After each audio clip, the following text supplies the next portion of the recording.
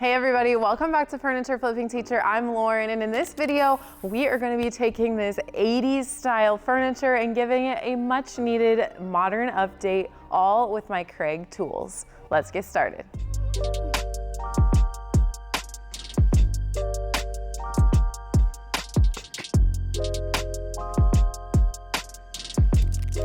Craig recently came out with a whole new line of tools, power tools, and they are all called the Ionic Drive line.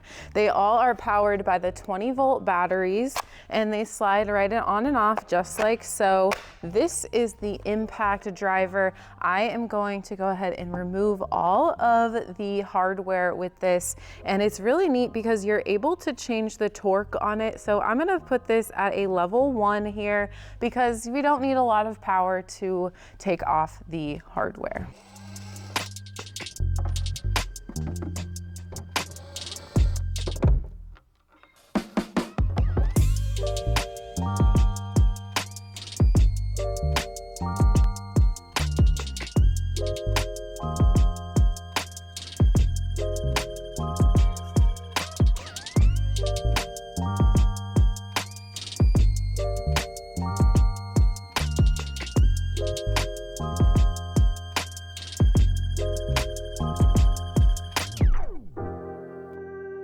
Okay, next up it is cleaning time. So I've got my Simple Green and my rags, and I am just going to go ahead and spray down all of the surfaces and wipe off all of the dust, grease, grime. You want to make sure to utilize a degreasing cleaner. So you could use Dawn dish soap, Crud Cutter, a furniture cleaner, TSP, Simple Green, something that is gonna cut the grease, because this set, like I said, is from the 80s, and generally any furniture that you are going to get secondhand has probably been through the ringer. It's probably been cleaned with furniture polish, touched all over with our greasy hands, and it's imminent that we get that off of the surfaces so that we can have our primer and paint adhere really well. If that is not off, then it will not adhere and you will have chipping paint and things like that. So we just want to go ahead and start with that clean surface.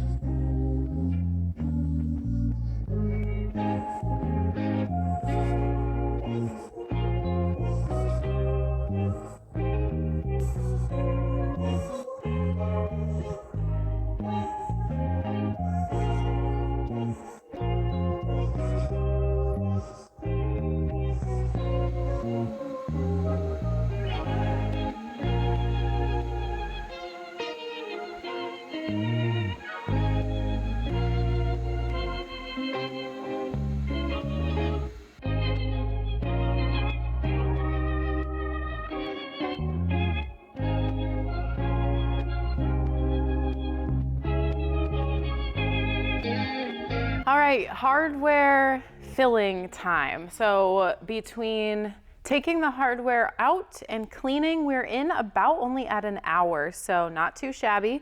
I am gonna be trying out a new product today, and it is called Durham's Rock Hard Water Putty.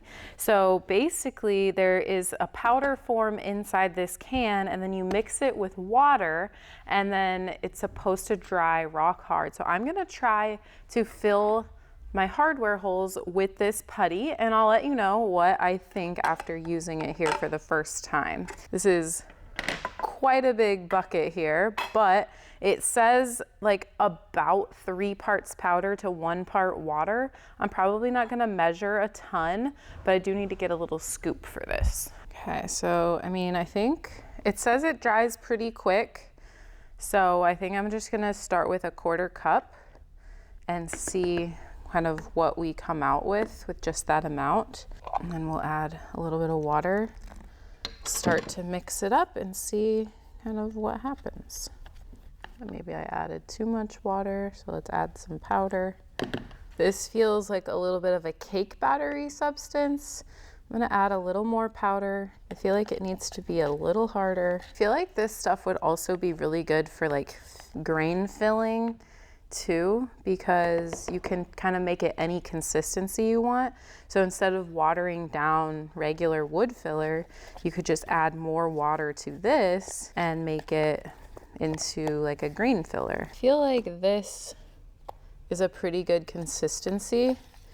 So we're gonna go over to the hardware holes on the drawers and stuff and see how many holes this will fill, and then see if we need to mix up some more, and we'll go from there.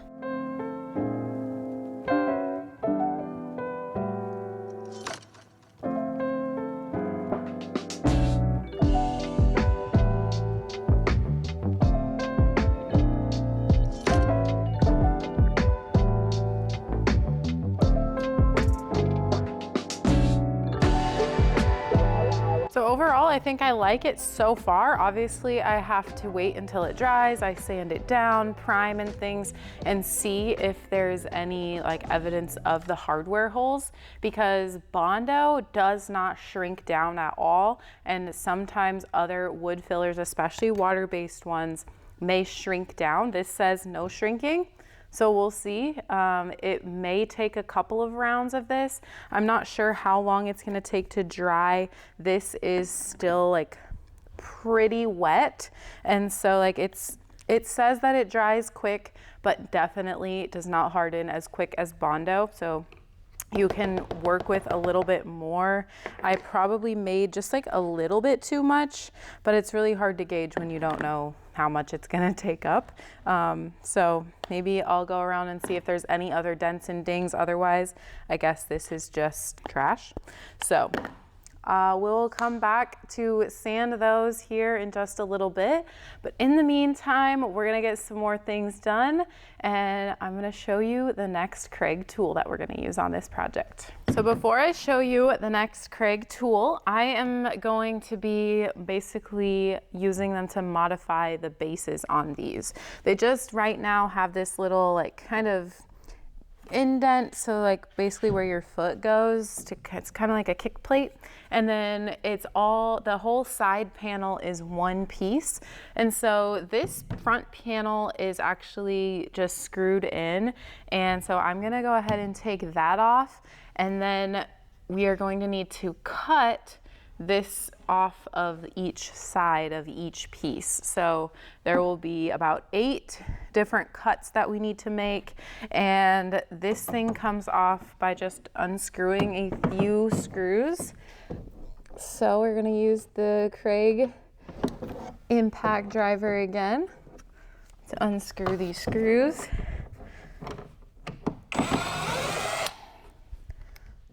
We just need to do 3, I believe, to get started.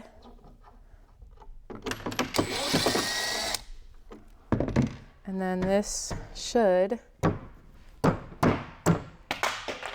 pop right off. All right, so then now you can see this portion right here, that this is what we are gonna need to cut off. So now I get to show you a couple of the other tools that Craig has come out with to make this job so much easier for us. And the next tool that I'm gonna show you is the Craig 4.5-inch circular saw. I love this one because it is so easy to use and to like grip in your hands. I've used it a few other times. You may have seen me use it on the channel already, but I have been loving this to cut off the ends or the sides of pieces to add a new base later. This is, like I said, super easy to use. It's again powered by the 20-volt battery, and basically it's ready to go right when you plug it in and you have your blade on there. It works very similarly to any other circular saw, except that it has like a different handle, and you basically just line it up with the line here. I made a line, I taped it off, and then you're going to line up your blade. Let me get this out of the way. You're gonna line up the blade with the line that I created, and then you can use this line to just stay right on track, and then just go for it.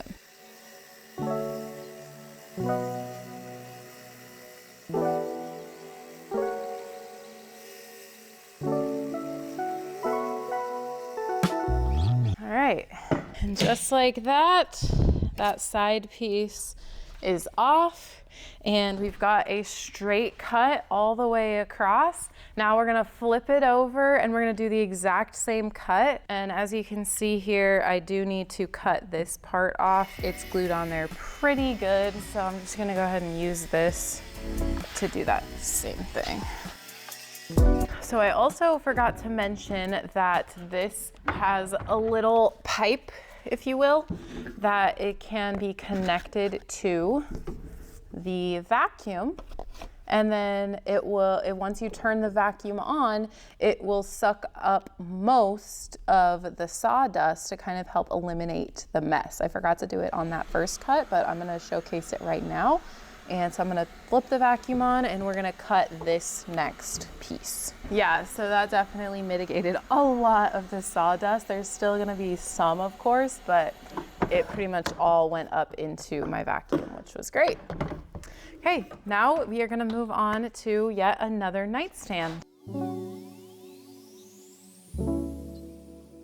Okay, so this next tool that I want to show you is another one that could do the same job that the circular saw did, but it just may be a little bit less intimidating, and it may be a little bit more versatile as a tool in your toolbox if you maybe wanted to just get one instead of the other.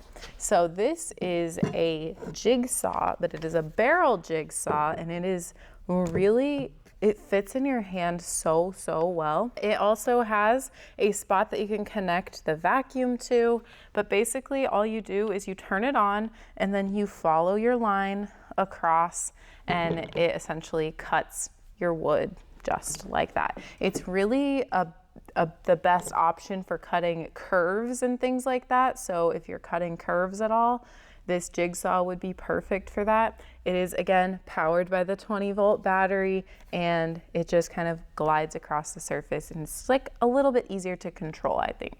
So let's get the vacuum plugged in and set up, and then we'll cut this line. I'll show you how.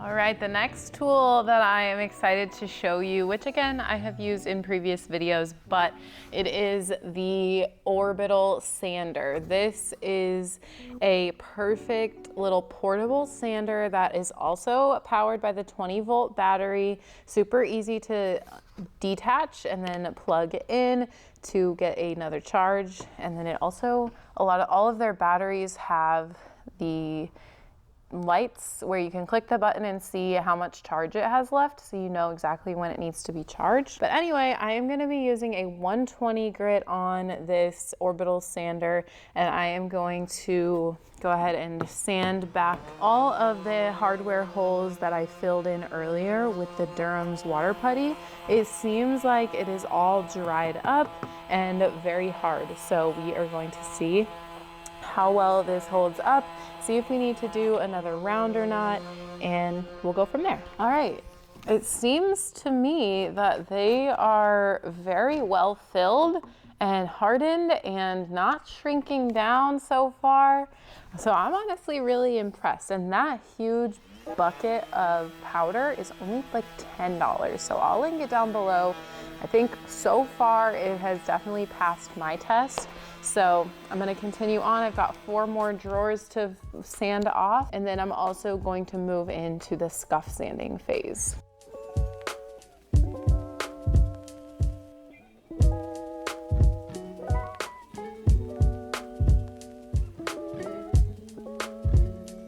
time for me to go ahead and prep for primer, which means I am gonna go ahead and wrap up the drawers. I want to just make sure that there is not gonna get any primer or paint on the insides or the sides of the drawers. And I like to do that typically with the plastic and tape combo. And basically it's pre-taped plastic that comes in a roll. I just like to unroll it and then wrap it around each and every drawer. So there are not a ton of drawers, like 9, 10, 11, 12, maybe 15 to 16 drawers here. So I'm gonna get that knocked out real quick before we do some primer.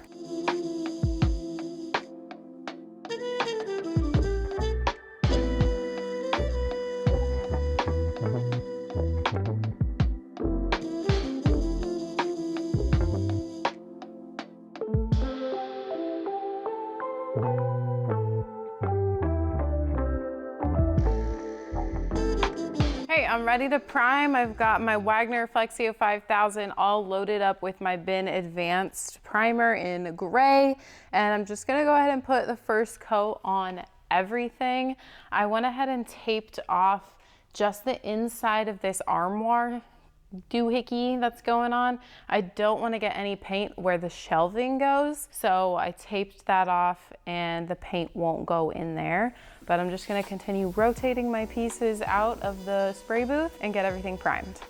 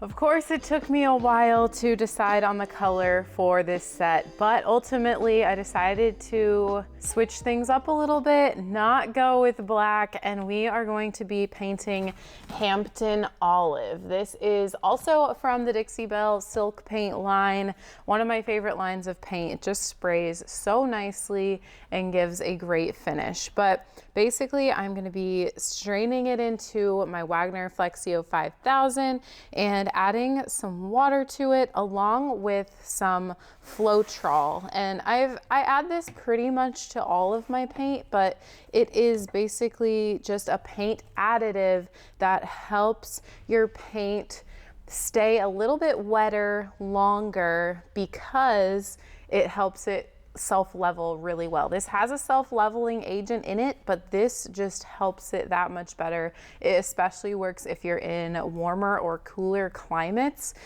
Again, helps with the drying process. So let's go ahead and get this into the spray gun and start spraying. I'm super excited. Although the Floetrol is white, it does not change the color of the paint in any way. All right, got that all loaded up. Now we're ready to spray.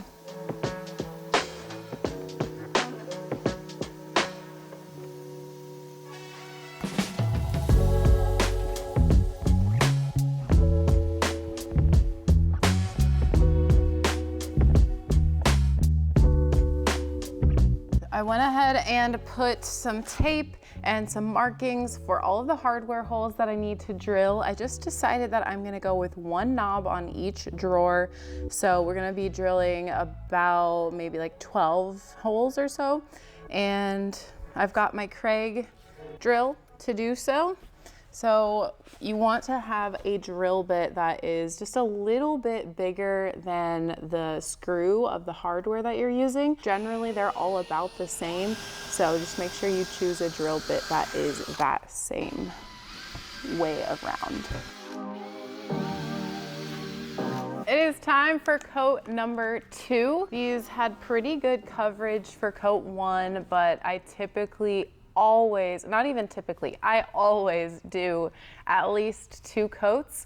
Generally, that's what the paint cans are gonna tell you to do, and especially when it has the top coats built in, that top coat is gonna build up after the 2 coats.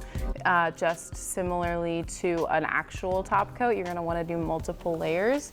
So these have been drying for about a day, although the silk paint, you really only need an hour or 2 until you can recoat. But we're gonna get everything sprayed one last time, and then we're gonna hope that that's gonna be enough, and then we'll move on from there.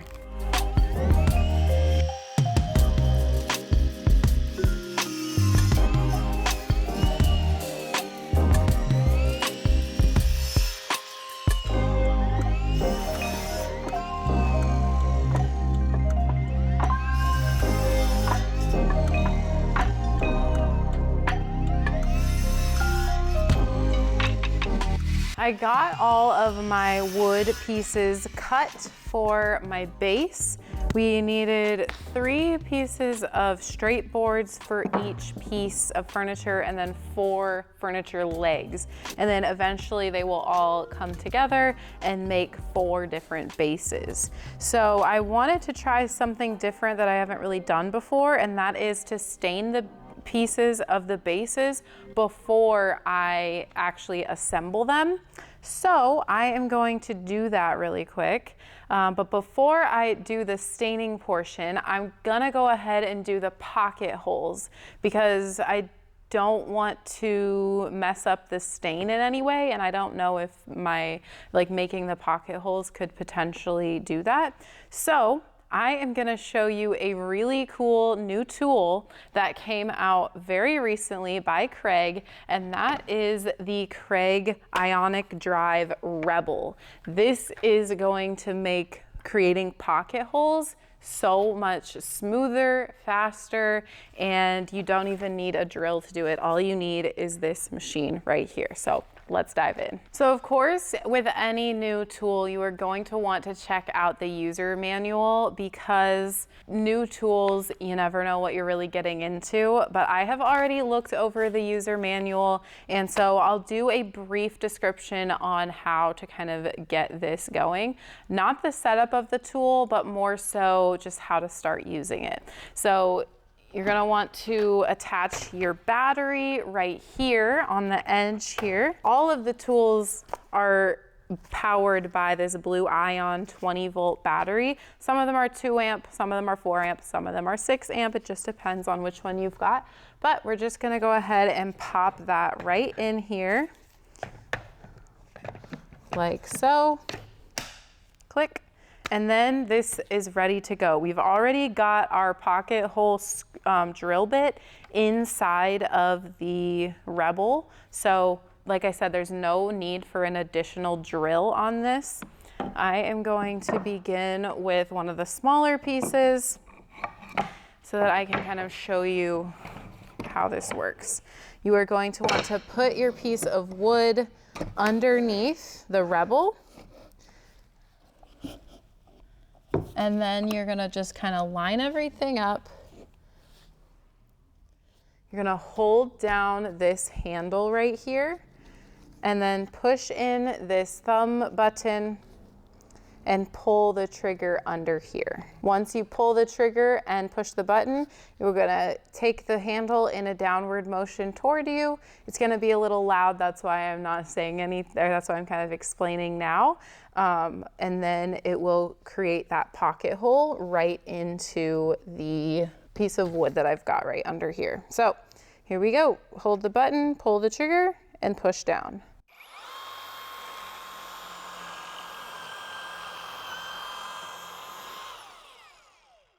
Okay, and just like that, we've got our pocket hole for our base to be attached to the actual piece of furniture. So I like to do a few different pocket holes along the edges just for more peace of mind when I am attaching the base to the bottom of the piece.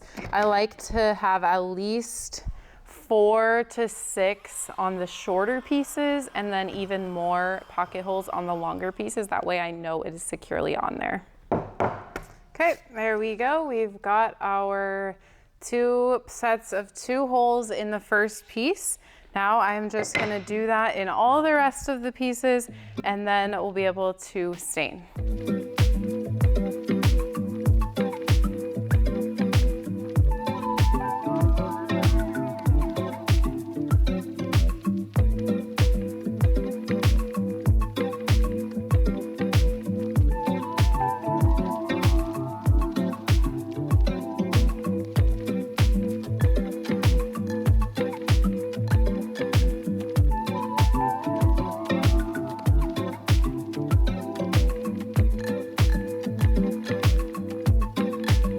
Now that I've got all of the pocket holes drilled, I am ready to stain, and I'm going to be using Lily Moon Paint's Old Fashioned.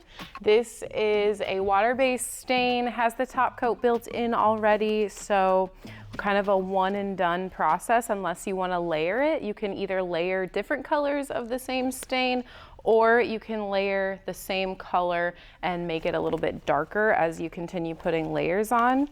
We will see kind of how one layer looks and then go from there.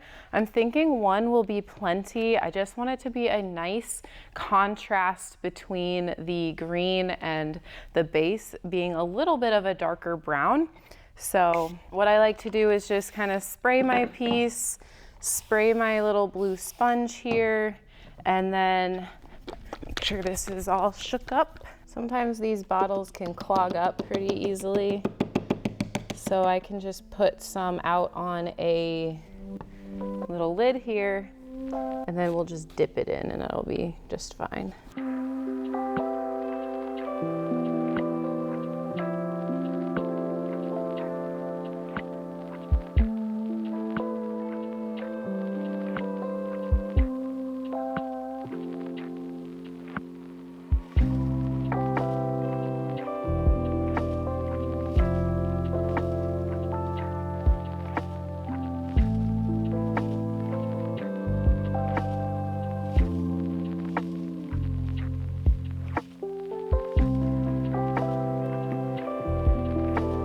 It's time to put these bases together. All that stain is dry. So I'm gonna start with the smaller ones of the nightstands. And so that needs a crossbar across the front of it. It needs 4 legs, and then it needs 2 of the side pieces. So we're gonna start with all of these pieces right here. And then when we are actually putting this together, you're gonna want a clamp. So I've got my Craig clamp right here. This one is really good, really easy to use, and that is gonna hold your leg in place.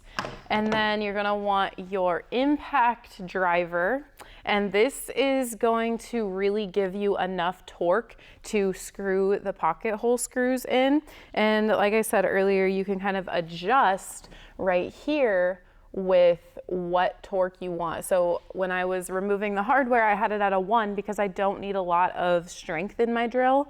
But when I am screwing in these pocket hole screws, I'm gonna want like a 2 or maybe even a 3, because sometimes, since this is hard wood, sometimes the screws need a little bit more oomph to get them in there. And then the last thing that we're gonna need is the actual pocket hole screws. We're gonna do a 1 1/4 inch screw meant for hardwood specifically. The hardwood screws are fine thread, and that's just gonna go a lot easier through the wood. So I got this 1,200 count screws, and it is a lot of screws. Like, I don't think that I will run out for a very long time. But since I've been creating so many bases lately, I figured let's just go ahead and grab those, and that'll be enough for several projects.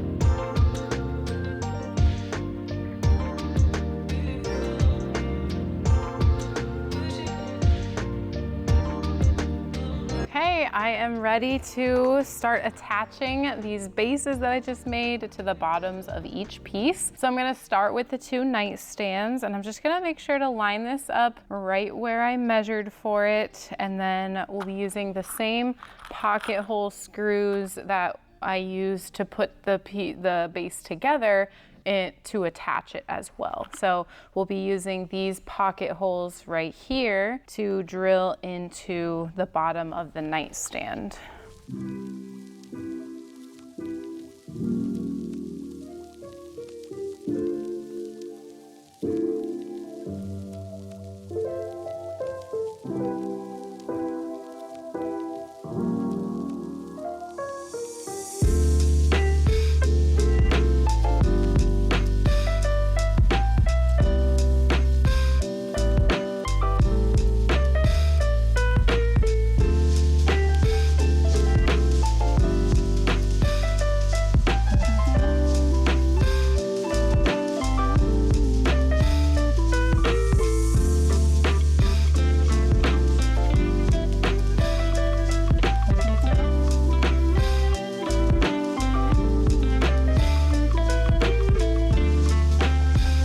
Now that I am wrapping this set up, let's take a look back at what this set looked like before I got my hands on it. I found it on Facebook Marketplace. It was this old orange oak looking furniture, probably from the 80s, Stanley brand, so really good bones, and here is what it looks like now. I think that the transformation is absolutely crazy with this set. I like just replacing the hardware alone. That hardware really dates the piece, and taking off those toe kicks and adding new bases to where they elevate a little bit off the ground, give it a little bit of wood interest along with the painted surfaces and the new hardware. I could not be more happy with the way that this set turned out. I think it's probably one of my favorite 4-piece sets that I have done so far, and that is saying something because I absolutely love doing the 4-piece sets. Let's talk about some numbers of this set. So for the numbers of this piece, we are starting with a cost of the entire furniture set of $200, and then a primer costs $20, paint costs $45, hardware costs $40. I got it on sale, so I will link down below the hardware that I used. And if you're interested, follow me over on Instagram because I'm always posting when I see hardware sales, and you can like click my link and shop through Amazon whenever it is on sale. I like to notify you guys so that you can get cheaper hardware, but good quality hardware too. And then anyway, $85 for all of the materials for the wood bases, and then $10 in miscellaneous costs, the wood filler, the tape, the plastic, things like that.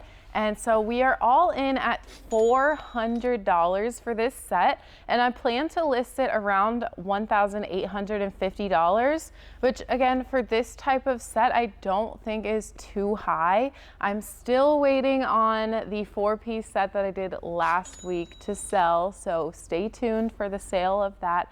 I have had a ton of interest, but a lot of questions about it. Like, did I add the bases, things like that. So I'm kind of fielding a lot of questions. I'm hoping that somebody is going to just come and check it out, love it, and then take it home with them. But I'm gonna throw this one up there at that same price, about $1,850, and see what my market does. And last but not least, one huge shout out to Craig Tools for sponsoring today's video. And I hope you guys were able to see how much work they have put into this new Ionic Drive line of tools. Not only do they have the new pocket hole jig that I showed you, but they have, you know, the drills, the saws, they have a multi-tool, they have a router, they have a sander. There's so many new tools coming and they're not done yet. So stay tuned for more within the coming years because